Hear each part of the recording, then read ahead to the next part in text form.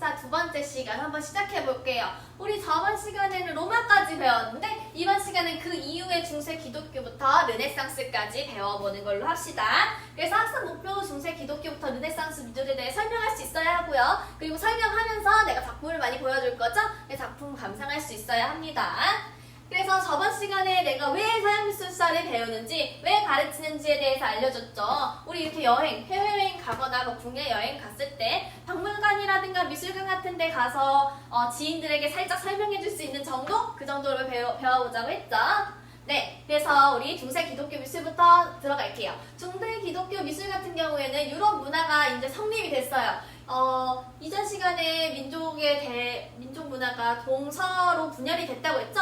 분열이 되면서 이제 민족이 대거 이동을 했고, 그리고 봉건 사회가 나타났는데, 이제 봉건 사회가 이제 해체가 되면서 상업이 발전하고 도시화가 됐고, 교환권이 쇠퇴가 됐어요. 그렇게 해서 우리 배경이 달라지니까 미술도 변화가 일어났겠죠, 그쵸? 그래서 미술의 변화가 일어났어요. 배경이 변하면 미술이 변화가 하겠죠. 그래서 배경은 우리 이전 시대의 신중심이었잖아. 로마 시대의 신중심, 황제 중심에서 이제 기독교의 교리 전달이라든지 교육을 위한 수단으로 바뀌었어요. 기독교의 교리 전달을 왜 그림으로 했을까?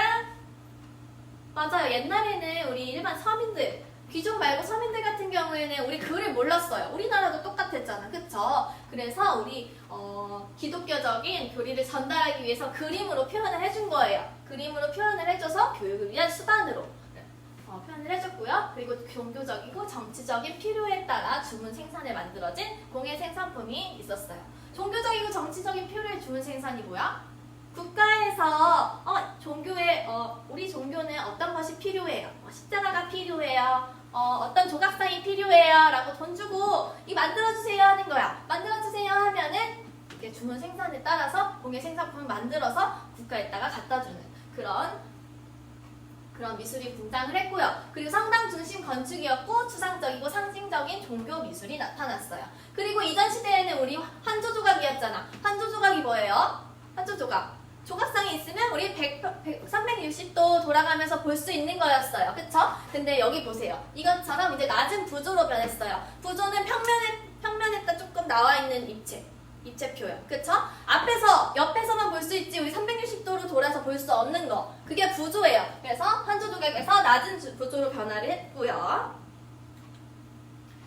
그리고 그 다음에 비잔틴 미술을 한번 봅시다. 비잔틴 같은 경우에는 이제 동로마 제국이 건설했다고 했잖아요. 우리 로마 때 어떻다고 했어? 아까 말했듯이 서로마 동로마 나눠졌다 했어. 그쵸? 서로마 동로마가 나눠졌는데 서로마가 몰락을 하고 이제 동로마만 남았다고 했잖아. 근데 동로마 제국이 이때 건설을 했어요. 그래서 황제의 재정일치가 배경이 됐고요. 제1의 황금기가 됐어요. 황제의 재정일치가 뭐예요? 황제가 이제 짱이야. 신보다 황제가 짱이야. 그래서 이제 황제 중심의 국가가 형성이 됐어요. 그러고 그리스 고전 미술이랑 동방적 요소가 차치돼서 사치스럽고 신비적인 절충 양식이 나타났어요. 여기 황제가 짱이라고 했잖아. 그쵸? 황제가 짱이면 황제는 어때? 금 같은 거 막 두르고 다니고 엄청 사치스러운 장식품? 이런 거 되게 많았잖아요. 그렇기 때문에 미술에서도 이제 사치스럽고 장식적인 그런 게 많이 나타나요. 배경에 따라 이제 건축도 변화를 했겠죠. 건축은 중앙 집중 도움 양식, 그리크로스라고 하는데 중앙 집중 도움 양식으로 바뀌었어요. 이전에는 정방 십자형 바실리카 양식이었잖아요. 우리 이 십자형 바실리카 양식 뭐야? 이렇게 십자가 모양의 바실리카 형식이었어요. 그쵸? 이렇게 바실리카 양식이었는데 이제 평면 중앙에 돔 천장을 얻은 형식 이렇게 바뀌었어요. 그럼 어떻게 한다는 거야? 여기서 이렇게 좀 짧게 변했어요. 짧게 변화하고 여기 위에다가 돔을 얹어놨어요. 동그랗게 돔 얹어놨어요. 이게 그리크로스 양식입니다. 그래서 이렇게 표현을 해줬고요. 그리고 이때는 벽화가 되게 많이 유행을 해서 모자이크화를 많이 사용을 했어요. 그리고 이후 교회 건축의 크기가 작아지면서 정신성을 반영했어요. 아까 내가 여기 그려준 바실리카 양식보다 조금 더 작아지고 조금 더 적어져서 이제 예배 같은 것을 다 모여서 듣고 그랬어요. 그래서 성당을 한번 보고 지나갑시다. 산 비탈레 성당이라든지 아니면 하기야 소피아 성당 같은 경우에는 어때? 우리 십자형이 아니라 이제 평면 중앙에 돔을 얹어놓는 그런 그리크로스 양식이 지금 보이고요. 그리고 이 하게 소피아 성당 같은 경우에는 콘스탄티노플이 누구야? 황제야. 여기서 말하는 황제가 콘스탄티노플인데 권위를 높이기 위해 되게 웅장하고 화려하고 이것보다 그쵸? 웅장하고 화려하게 표현을 했고요. 자, 이제 비잔틴 건축을 봤으면 회화를 한번 봅시다. 회화는 제2의 부흥기예요. 그래서 이때는 모자이크화랑 성상화가 되게 발달을 하는 시대예요. 그래서 모자이크화는 성서의 인물이나 내용을 기록하는 여기 화구의 시종들을 한번 봅시다. 모자이크로 되게 성서의 그런 인물들을 표현하는 그런 작품이고요. 이콘이랑 성상화 같은 경우에는 정면성, 예수의 성상 한번 봅시다. 정면성, 평면성을 사용했고요. 템페라랑 나파법을 사용했고요. 나파법은 우리 프레스코 할 때 배웠죠. 벽화할 때 밀랍을 먼저 칠해주고 그 위에다가 그림을 그린다고 했어요. 그게 나파법이에요. 여기다 칠해주고 그 위에다 그림을 그려주는 거. 그리고 템페라는 계란 노란자를 섞어서 표현을 해주는 그런 물감이에요. 그래서 그런 걸로 표현을 해줬고요. 이전 시대는 초상적이고 가장되게 표현을 했다면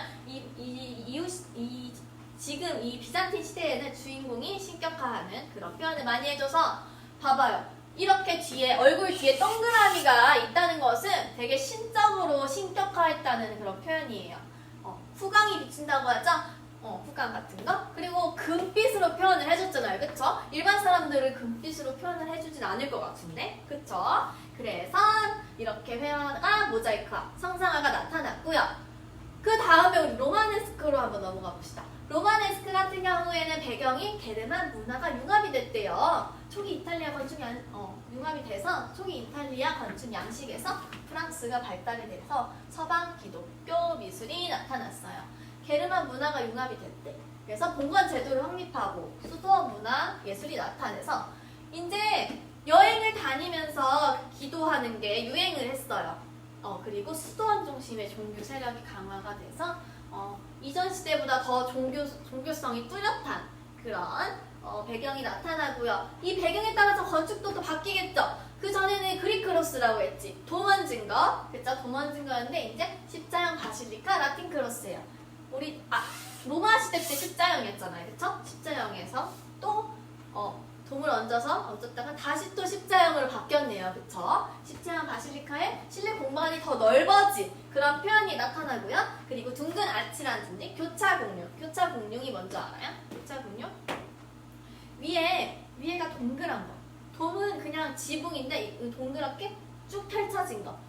교차공룡이 나타나고 그러면서 두꺼운 작은 창이 나타나요. 벽이 두꺼우니까 창을 많이 만들 수가 없겠죠. 힘들겠죠. 그래서 작은 창이 나타나고 작은 창 때문에 아직 스테인드 글라스가 나타나지 않아요. 프레스코 벽화가 나타났고요. 삼각 지붕에 낮고 수평적으로 변했어요. 그래서 이런 라틴 크로스죠. 그런 표현이 나타나고 그리고 성세르네 성당 한번 봅시다. 이게 순례 양식이에요. 그래서 맞아 이거예요. 이거. 봐봐. 교차공룡 쭉 들어가는 길목에 위에가 동글동글동글하게 돼 있죠. 그쵸? 예. 십자형 평면이라든지 터널식 궁룡 천정 이런 게 표현이 되는 게 성세르네 성당이에요. 성당에 이어서 피사의 성당 한번 봅시다. 피사의 성당 같은 경우에 이탈리아에 있는 건데 바실리카 구조에다가 비잔틴 동지붕을 섞은 양식이에요. 그렇게 해서 아까 이전 시대에 이거 성세르네 성당보다는 조금 더 높고 견고한 느낌이 나죠. 그쵸? 세 번째로 회화 한번 보고 넘어갈게요. 로마네스크. 회화 같은 경우에는 이제 성상 내부에 프레스코가 많이 발달을 했어요. 우리 아까 창이 조그맣다고 했잖아요. 그쵸? 그럼 그 넓은 벽을 가만히 놔둘 수가 없잖아요. 그래서 그 벽에 프레스코 벽화를 그려 넣어줬어요. 성서의 장면이라든지 종교의 내용을 표현을 해줬고요. 그리고 이렇게 우리 천에다가 실로 이렇게 깨매서 표현하는 테피스트리라든지 종교적인 살색 사본 이거는 종이에다 그린 게 발달을 했어요. 네, 그리고 네 번째로 조각 넘어가시면 조각 같은 경우에는 벽 기둥 여기 있죠. 여기 동그라미 여기 안에다가 부조 조각을 했어요. 부조 조각을 하고 여기가 지붕에 있는 거잖아요. 그쵸? 지붕에 있는 건데 지붕의 모양을 마음대로 변형할 수가 없잖아요.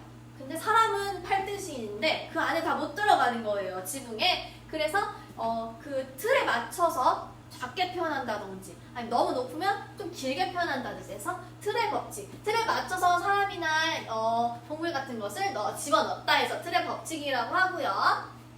얘도 사자와 예언자의 기둥을 한번 봅시다. 이거 이렇게 사람이 이렇게 길지 않아요. 팔등신을 훌쩍 넘은 것 같아. 그쵸? 그런데 틀에 맞춰서 표현하려고 길게 늘려줬어요. 그리고 성경 교리 대중에게 교육을 위한 거예요. 이 조각도 회화처럼 교리를 전달하기 위한 수단으로 사용을 했어요. 네, 로마네스크 다음에 우리 고딕으로 넘어가 봅시다. 고딕 배경 같은 경우에는 이때는 기독교 절정기 미술이에요. 기독교 절정이 이루어졌어요. 도시랑 교통이 발달하고 발달함으로써 이제 교류를 많이 했겠죠. 그러므로 상공하기 부흥을 했고 그리고 사회가 더욱더 번영을 했어요. 그리고 중산층이 많이 나타났겠죠. 사회가 좋아지면 중산층이 되게 두터워지잖아요. 그쵸? 그러고 우리 기독교에서 절정기 미술이라고 했잖아. 그치? 이때 수도원 중심에서 이제 성당 중심으로 변했어요. 이때부터는 성당 중심이에요. 성당이 중요해요. 그래서 인간 감성에 호소하는 문화를 형성했어요. 그래서 중요한 성당 건축을 한번 봅시다. 높은 천탑, 천두형 아치, 늑쟁류, 공중부벽 등을 사용해서 수직적 상승미가 나타났대요. 이전 시대에는 우리 낮았어요. 아까 되게 낮은 건물이라고 했는데 이제는 더 높이 수직적으로 상승하는 그런 건축이 나타났고요. 상승함으로써 이제 벽면이 얇아졌는데 얇아진 이유가 공중부벽을 사용해서요. 공중부벽이 뭐냐면 벽이 얇잖아. 얇은데 높아지고 싶어요. 그럼 어떻게 해야 돼요? 옆에 좀 기댈 수 있는 벽을 하나 더 만들었어요. 그래서 얇고 높은 그런 건축물을 탄생할 수 있게 해주는 게 공중부벽이에요.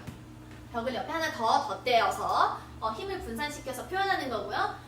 얇은 벽면, 넓어진 아치 형창. 아까는 벽이 두꺼워서 창이 조그만하다고 했잖아요. 근데 여기서는 벽이 얇아졌어요. 그리고 높아졌어요. 그럼 어떻게? 창이 엄청 커지겠죠. 그렇기 때문에 스테인드 글라스라든가 이제 고구조 인체 조각이 나타나게 됩니다. 스테인드 글라스가 진짜 예뻐요. 여기 가보면. 그래서 생테니 성당이라든지 노트르담 성당이라든지 사르트르, 앙미엥 성당 이렇게 많아요. 그래서 생드니 성당부터 봅시다. 생드니 성당 같은 경우에는 고딕 미술의 처음으로 지어진 성당이에요.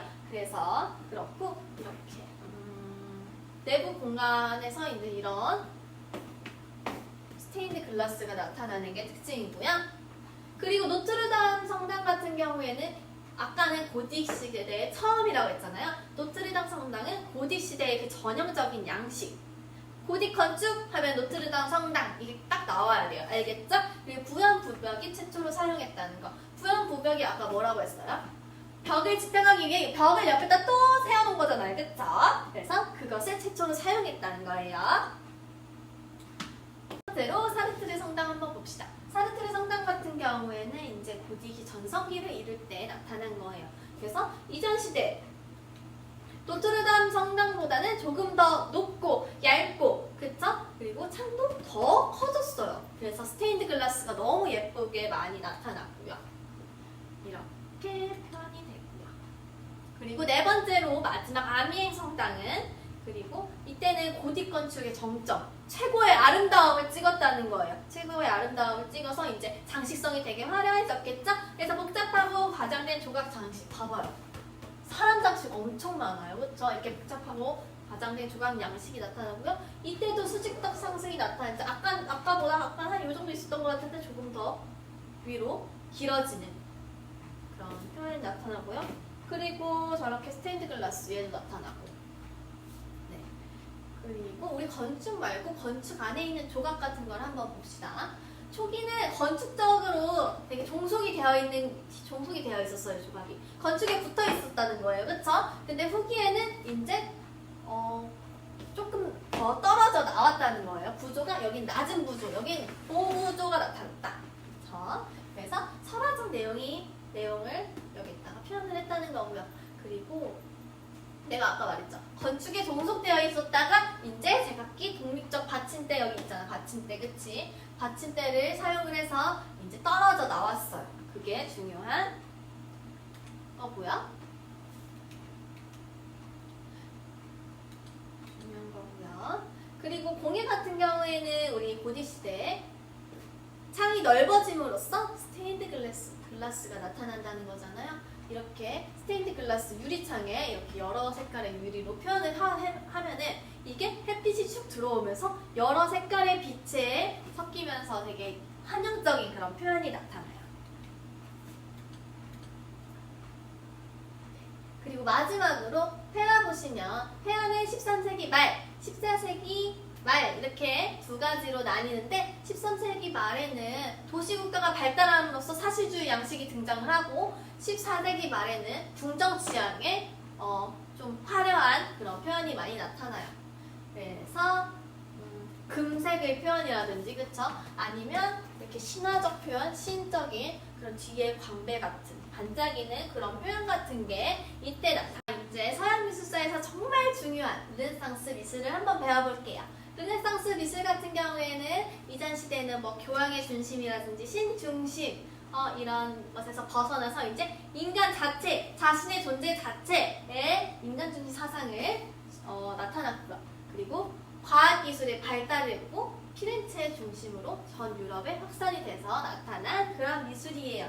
그래서 이때는 예술의 권위가 회복이 됐어요. 이전 시기 때에는 우리 국가의 종속된 국가가 이렇게 만들어 달라고 해서 아니면은 기독교적인 사파라든가 이런 것을 표현했다면 이제는 미술 자체로 중시되는 그런 것이고요. 그리고 모방도 하고 이상화되고 창작과 보편적인 법칙을 사용해서 이제 원근법이라든지 해부학, 비례, 사람들의 비례라든가 조화 같은 것을 중시해서 조금 더 아름다운 미술을 만들어졌어요. 그래서 이상화된 사실주의예요. 이때 인간중심 사상이니까 사람을 조금 이상화해서 표현을 하지만 거의 사실적으로 그린다는 거예요. 만약에 나를 그려요. 만약에 나를 그리면은 어때요? 머리가 이렇게 길고 원피스를 입고 이렇게 그림을 그리는데 조금 더 이상적이게, 조금 더 미적으로 표현을 해준다는 거예요. 그리고 과학적 이론인 해부학, 기하학, 원근법, 명암법, 비례법 같은 것을 표현을 해서 조금 더 세밀하고 사실적으로 표현을 했다는 거고요. 이때 해외 기법 4가지 혁신이 중요한데 유화를 사용했다는 점, 선 원근법을 사용했다는 점, 명암법, 그리고 피라미드 구도를 사용했다는 점이에요. 그래서 작품을 한번 보면서 설명을 해줄게요. 봐봐요. 이거는 우리 바로 전시대 평면적인 그런 작품이에요. 근데 이거는 명암법을 사용을 했어요. 이때는 명암법이 안 보이잖아. 평면적이잖아. 만약에 살색을 칠하면 살색 한 색깔만 칠하고 뒤에는 노란색 한 색깔만 칠하고 하늘은 파란색이니까 파란색만 칠하고 그쵸? 근데 여기는 어떻게 했어? 얼굴 봐봐요. 살색도 갈색을 조금 섞어서 어두운 살색이 있고 흰색을 조금 더 섞어서 밝은 살색이 있고 이렇게 명암을 표현을 해줘서 정말 사실적인 표현이 나타나고요. 그리고 이 작품 진짜 중요합니다. 이 작품은 선원근법을 최초로 사용한 작품이에요. 그래서 선원근법이 뭐야? 소실점. 점 하나를 놓고 멀면 멀수록 커지고 가까우면 가까울수록 작아지고 이렇게 표현을 하는 거예요. 그래서 여기 소실점을 바탕으로 점점 넓어지고 점점 좁아지고 하는 게 보이죠? 네. 그리고 이것처럼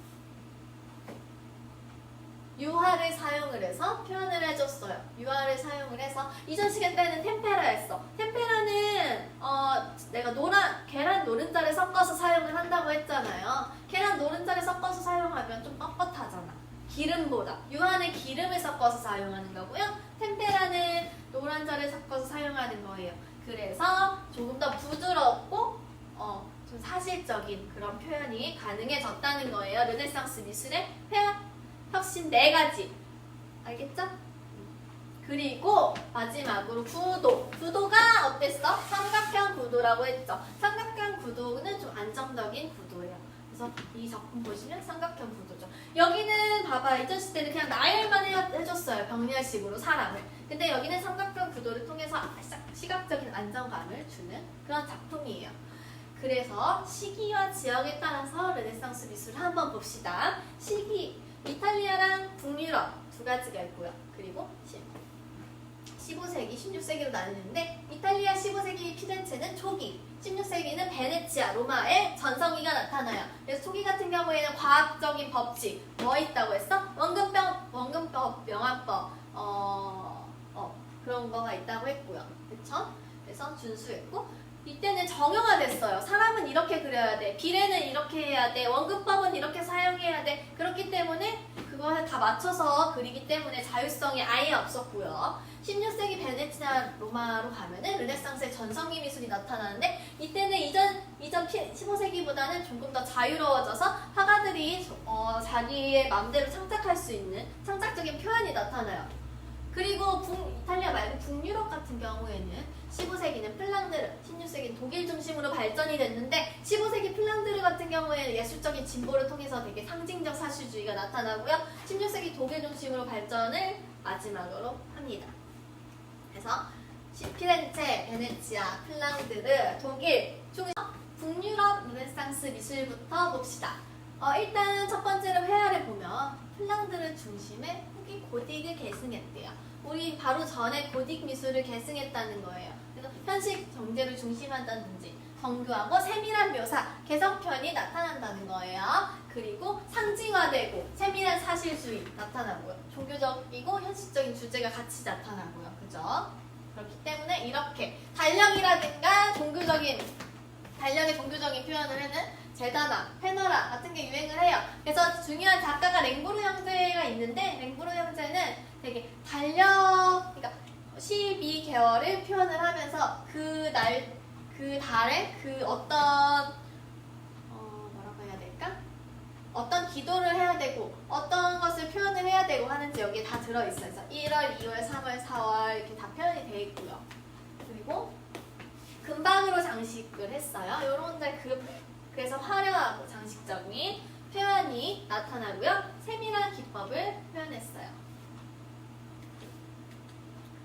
그리고 두 번째로 반 아이크 형제가 있어요. 이 형제는 유화를 이때 되게 처음으로 사용을 해서 유화를 사용하면 아까 뭐라고 했어? 세밀하고 사실적인 표현이 가능하다고 했죠. 그리고 빛 처리가 아주 미묘해요. 이때부터 빛 처리가 미묘해졌고요. 그리고 여기는 되게 상징성이 되게 두드러지는 작품을 많이 그렸어요. 그래서 이 아르놀피니 부부상 이거 같은 경우에는 결혼하는 것을 그려 넣은 건데 이게 뭐 상징이 다 있어. 여기는 여기 앞에서 거울이 비추고 있는 사람이 화가 자신이에요. 화가 자신인데 화가 자신을 표현을 해서 이게 증인이다라는 그런 상징이 있고요. 여기 밑에 무슨 강아지가 있는데 강아지 같은 경우에는 다산 같은 것을 표현을 하는 등 엄청나게 상징이 많이 들어있는 그런 그림이고요.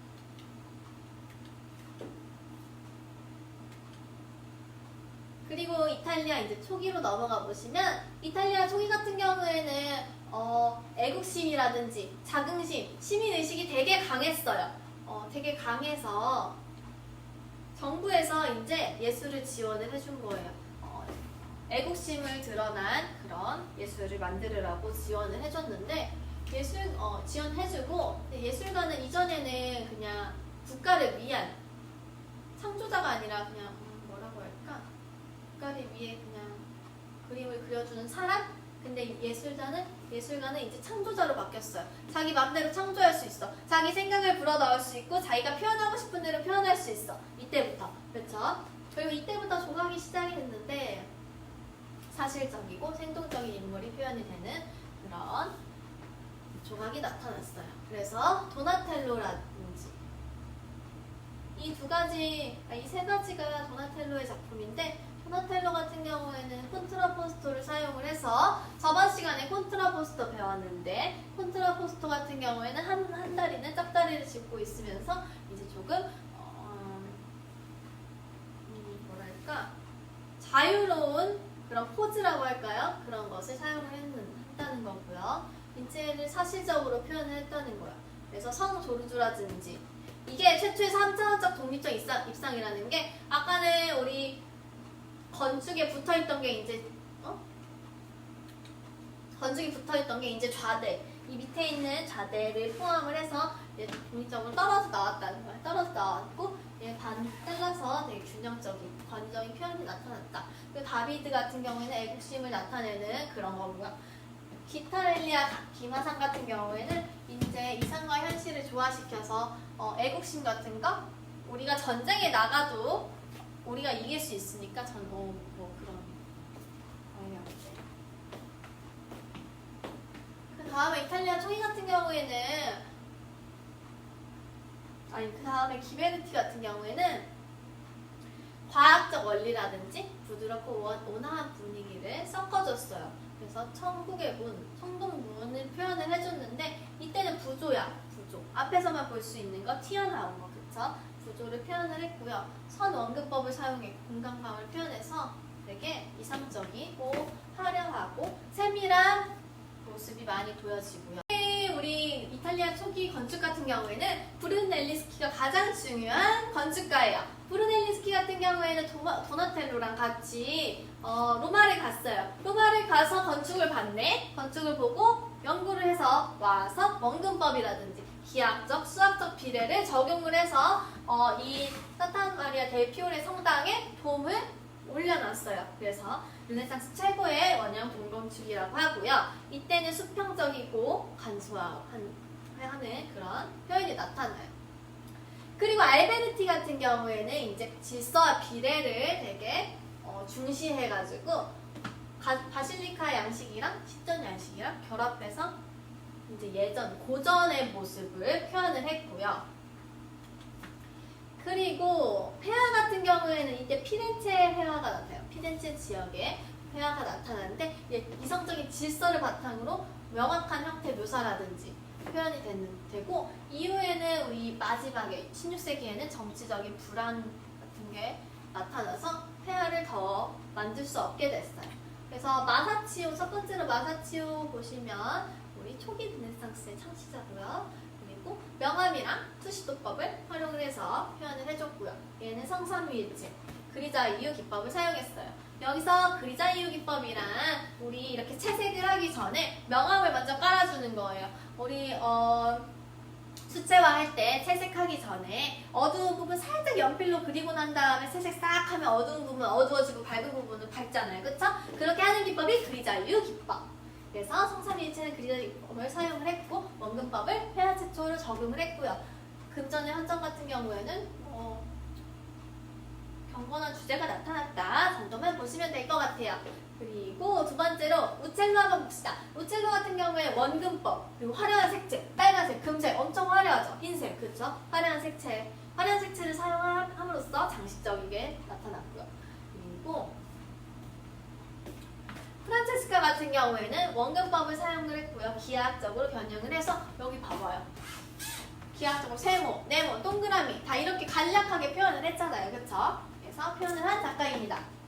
그리고 우리 피렌체 회화 중에 정말 중요한 작가죠. 보티첼리. 요 작품 많이 보지 않았어요? 비너스의 탄생과 봄이에요. 비너스의 탄생 같은 경우에는 차용도 되게 많이 해서 되게 뭐 영화라든지 아니면 선전에서도 많이 나온 작품인데 보티첼리 같은 경우에는 신화적 소재, 신화적 이야기를 표현을 했고요. 장식적이고 감각적이고 여기에 화려한 표현을 많이 한 작가예요. 그래서 비너스의 탄생을 보시면 그리스 신화를 바탕으로 해서 평면적인 형태, 윤곽선을 강조했고요.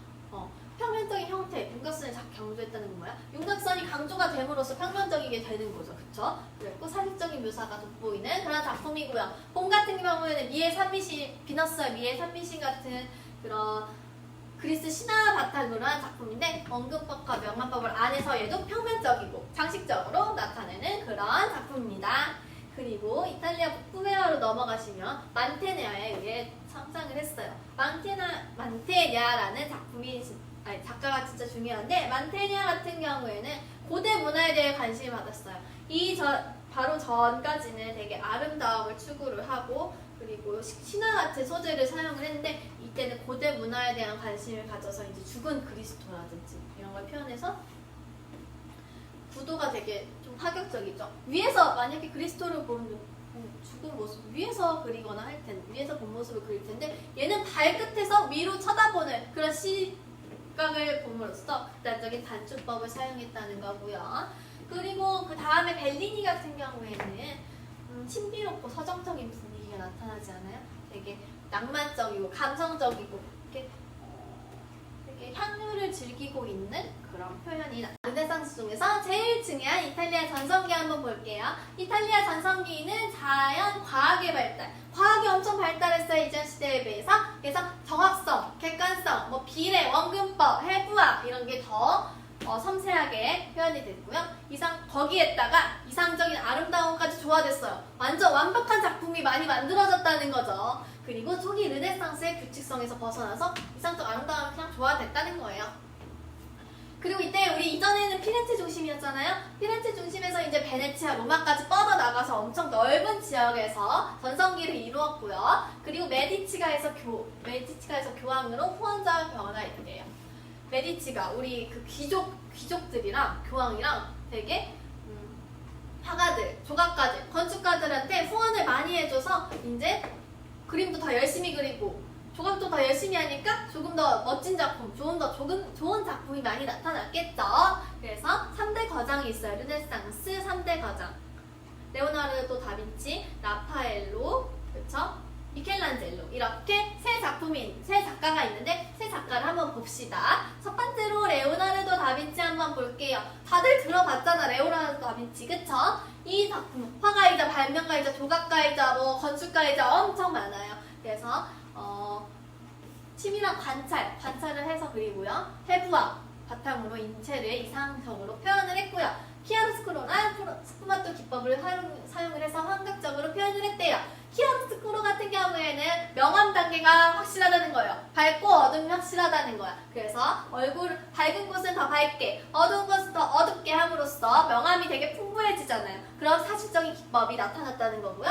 스푸마토 기법 같은 경우에는 이 작품 한번 봅시다. 모나리자. 이 사람이랑 주변 배경이랑 딱 선으로 나뉘었어요? 아니죠. 이렇게 흐려졌어요. 여기 흐려줌으로써 되게 자연스러운 효과가 나타나는 그런 작가예요.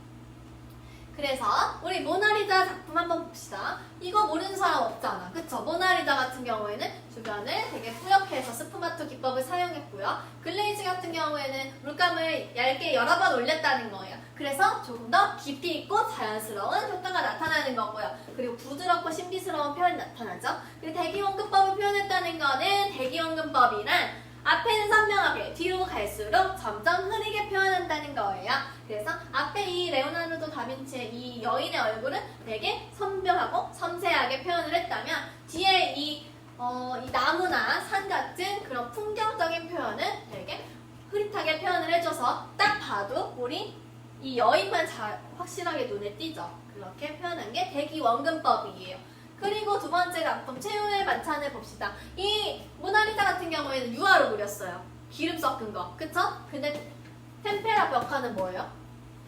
노른자 섞은 거. 내가 아까 달걀 노른자 섞었다고 했잖아요. 그렇게 표현해서 조금 더 딱딱한 느낌이 나겠죠, 유화보다는. 그리고 투시형표법을 사용을 했다. 아까 소실점을 찍고 가까운 거는 더 크게, 먼 거는 조금 더 작게 표현을 했다는 거고요. 그리고 이때는 우리 다양한 행동 묘사라든지 표정 같은 거 다 표현이 됐다는 거예요. 그리고 두 번째, 미켈란젤로 한번 봅시다. 미켈란젤로 같은 경우에도 많이 들어봤죠. 화가, 조각가, 건축가로 고전 조각의 조형 기법을 완성을 했대요. 우리 그리스, 이런 로마, 이런 고전 위에 있던 그런 조각을 완성을 한 건데 인체 해부학을 통해서 사실적이고 세밀한 연구를 통해 사실적이고 이상적인 거 조화를 시켜서 표현을 했고요. 그리고 작품이 돌에 갇혀있는 걸 이제 떼어내서 작품의 자율성을 나타내는 게 이 미켈란젤로의 작품이에요. 그래서 이 피에타 같은 작품 보시면 피에타는 미켈란젤로만 그린 게 아니에요. 여러 작가들이 그렸는데 피에타란 십자가에서 내린 그리스도가 죽어 있었잖아요. 그쵸? 그 죽어 있는 그리스도를 되게 엄마가 무릎 위에 놓고 슬퍼하는 모습을 표현하는 게 피에타예요. 기억해 두세요. 그리고 저기 끝에 다비드 작품 같은 경우에는 우리 시민들의 애국심을 고치기 위해서 이제 정부가 주문한 조각상인데 되게 이상적이게 표현을 했죠. 얼굴도 잘생겼지, 키도 크지, 근육도 완전 많지, 그쵸? 이렇게 해서 표현을 해줬고요. 콘트라포스토, 아까 짝다리 짚고 좀 팔 같은 거 좀 자유로운 그런 포즈를 잡고 있는 게 콘트라포스토라고 했고요. 비례 봐봐요. 비례 거의 8구등신 될걸요. 그쵸? 엄격한 비례라든지 또 균형 같은 거 이상적인 표현을 한 거예요. 다비드. 그리고 미켈란젤로의 회화를 한번 볼게요. 회화 같은 경우에는 봐봐요. 이거 천장에 우리 학교 여기서 여기 미술실서부터 저 끝에까지 거의 크기가 그 정도 있거든요. 천장에다가 다 그린 거예요. 천장에다가. 너무 멋있지 않나요? 네, 이렇게 해서 표현을 해줬는데 시스티나 성당의 천장에 그리고 최후의 심판은 그냥 벽에다 엄청 크게 그려놓은 거예요. 이렇게. 이거 알죠? 이 작품이 여기 천장에 있는 것 중에 하나, 제일 유명한 작품이고요. 이렇게 겹겹이 표현이 되어 있어요. 그리고 세 번째로 마지막으로 우리 3대 거장 중에 라파엘로 보고 넘어갑시다. 라파엘로 같은 경우에는 우리 레오나르도 다빈치랑 미켈란젤로의 특성을 결합시켜서 종합적이고 회화적이고 조각적인 예술을 창조를 했어요. 그래서 윤곽이 뚜렷하다던가 화면이 되게 견고하다던가 그리고 평화로운 성화 같은 것을 제작을 했는데 중요한 작품이 아테네 학당이죠. 이것도 많이 봤죠. 그렇죠? 이성과 과학의 사고를 추구를 한 거고요. 구도가 대칭이잖아요. 그쵸? 반 나눴는데 딱 똑같아. 그쵸? 대칭적 구도였다가 시점이 소실점 통해서 1점 표시로 표현을 했고요. 입회자화상이라는 건 자신 화가가 여기 안에 들어있다는 거예요. 여기 끝에 화가가 들어가 있어. 표현을 했어요. 그리고 이 3대 거장 말고도 베네치아 화파라고 화파가 또 따로 있었어요.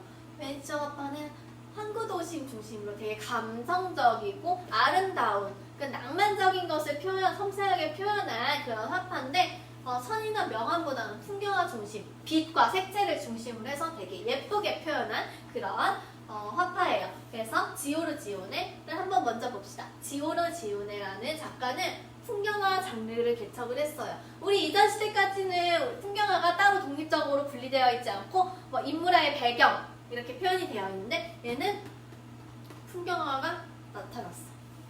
폭풍이라는 작품인데 되게 서정적이고 몽상적인 분위기를 강조가 되고요. 그리고 티치아노 같은 경우에는 미켈란젤로의 영향을 받았고 루벤스 추상 표현주의에 영향을 준 작가예요. 색채를 되게 잘 썼죠. 활력 넘치는 색채, 원색을 사용을 해서 표현을 해줬고요. 그리고 이때 글레이즈 기법을 사용을 해서 표현해서 이제 이 비너스 같은 경우에는 상류사회의 쾌락 같은 것을 표현한 작품이에요. 그리고 우리 이전에 여기 베네치아 화파 말고 그 다음으로 매너리즘이라는 화파가 있어요.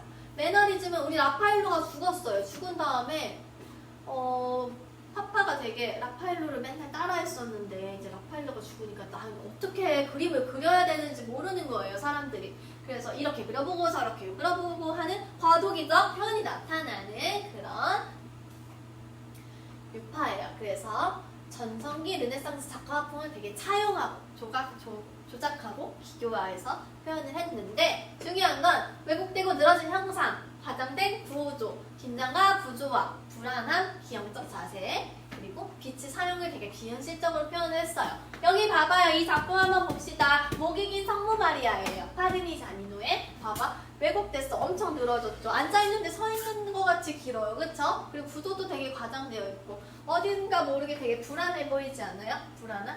그쵸? 그런 식으로 표현을 해줬다는 거예요. 그래서 이런 표현이 되게 편지 이후에 편지랑 현실주의가 영향을 받아서 표현이 되는 거고요. 이때 피렌체의 메너리즘 같은 경우에는 형상을 왜곡했다. 그래서 브론치노랑 파르미자니노가 있고요. 그리고 베네치아 매너리즘 같은 경우에는 틴토레토랑 엘그레코가 있는데, 틴토레트 같은 경우에는 역동적인 붓질이라든지 어두운 화면에 밝은 거 딱 나오게 표현을 해주는 그런 극적인 연극적인 표현을 해주고요. 이것도 최후의 만찬이라는 작품인데, 최후의 만찬 같은 경우에는 대각선 구도라든지 대각선 구도를 사용을 해서 불안함과 역동성을 표현을 해줬고요. 그리고 인위적으로 후광을 사용을 해줬어요. 후광을 사용을 해서 이렇게 밝고 어둠이 뚜렷하게 구분되는 그런 작품이고요. 엘그레코 같은 경우에는 비현실적인 빛을 사용했어요. 빛이 여기서도 원래 우리 빛은 한 곳에서 비쳐서 그림을 그리잖아요. 근데 여기도 빛이 나오고 여기도 빛이 나오고 여러 시점에서 빛이 나오는 거예요. 그래서 비현실적으로 표현을 했고, 강한 원색, 노랑, 빨강, 파랑 이것을 다 집어넣어줬어요. 길게 늘어진 형상이라든지 소용돌이 치는 구도 같은 거. 네, 그렇고요. 우리 매너리즘의 조각을 한번 봅시다. 매너리즘 조각 같은 경우에도 이상적인 인체를 그리긴 했지만, 이상적인 인체를 표현하긴 했지만 되게 역동적인 그런 표현들이 많이 나타나는 그런 시기예요. 네, 그래서 첼린이라든지 볼로냐 같은 작가가 있고요.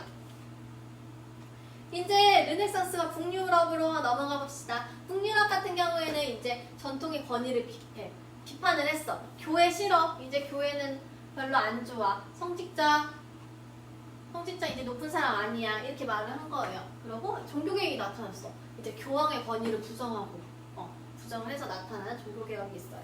그래서 이런 배경으로 인해서 이제 회화도 많이 변화가 나타났겠죠. 대표적인 작가 보시 브리겔 있고요. 그리고 뒤러 홀바인이 있는데, 보시 브리겔 같은 경우에 보시는 되게 풍자적인 종교화를 사용을 했고요. 초현실적인 표현이 많이 나타납니다. 그리고 브리겔 같은 경우에는 최초의 농민화가예요. 농민들이 어떻게 일을 하는지 사실적으로 그려준 그런 화가고요. 되게 풍자적으로 표현을 했고요. 그리고 풍속화를 이제 원래 풍속화는 미술에 채워주지도 않았는데, 이때부터 미술의 한 장르로 표현을 해줬고요. 그리고 대기원근법 어땠어? 앞에 있는 건 선명하게, 뒤에 있는 거는 흐릿하게 표현을 해줘서 화면의 깊이감을 표현을 해줬습니다. 그리고 뒤러 같은 경우에는 목파나, 통파나, 파나의 대가인데, 이게 파나를 선을 사용을 해서 세밀하게 표현을 해준 작가예요. 그리고 홀바인 같은 경우에는 프랑스 대사들이 이 작품이 유명한데, 여기 앞에 이거 뭔지 알아요? 해골이에요, 해골. 죽음을 상징하는 해골. 해골이고요. 궁정초상화를 그려줬어요. 그래서 정확한 사실주의라든지 선을 사용해서 견고한 표현이 나타나고, 원근법 같은 섬세한 표현이 나타나는 그런 작품입니다. 네, 우리 이번 시간에는 초기 기독교 미술이랑 르네상스 배웠어요. 그쵸? 배웠고, 우리 다음 시간에는 바로크, 로코코, 사실주의, 인상주의, 신인상주의, 후기인상주의까지 배울 거예요. 알겠죠? 우리 그럼 학습지에다가 오늘 배운 거 정리 잘 하시고, 학습지 밴드에 잘 올려주시고, 다음 시간에 봅시다. 다음 시간에 봐요.